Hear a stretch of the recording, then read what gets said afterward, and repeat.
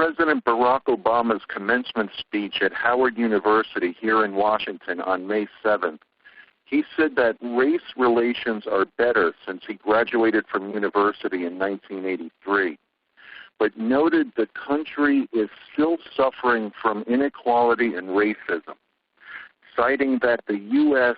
is a better place today, and his election is one indicator of how attitudes have changed.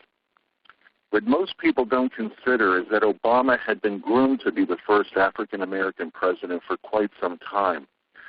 Born into a CIA family, the intelligence community had been aware of Junior Obama for quite some time, and decisions were made before he entered the political arena that led to his brief stint as a U.S. Senator before he was first elected president in 2008.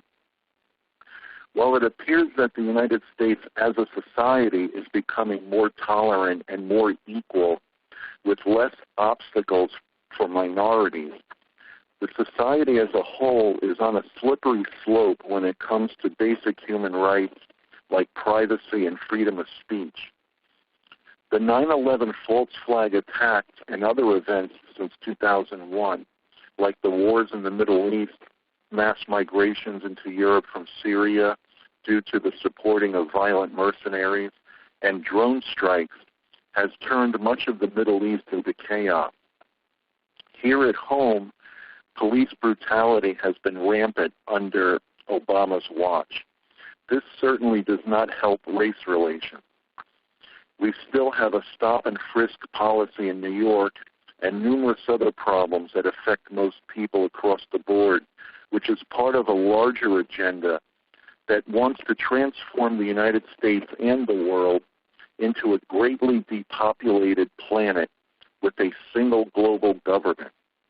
Obama is part of this agenda, and he is merely one link in this chain that will eventually reach a new world order, unless we all realize that the impetus behind this global agenda is a ruling class that are largely bred to be devoid of empathy, guilt, and remorse. This way, they are not impeded by these normal human emotions as they carry out their family businesses in international finance, intelligence communities, and politics. These clinically psychopathic elites are behind the funding and promotion of politicians like Barack Obama and David Cameron in the UK, Angela Merkel in Germany, etc. The elites want their own puppets in these positions to constantly make promises to the masses that they have little intention of keeping. Waiting in the wings in the U.S. is Hillary Clinton, the first woman president of the United States. It's wonderful that we have broken the tradition of the stodgy old white male as president, but this is mostly a distraction, so we don't see the agenda moving behind the podium.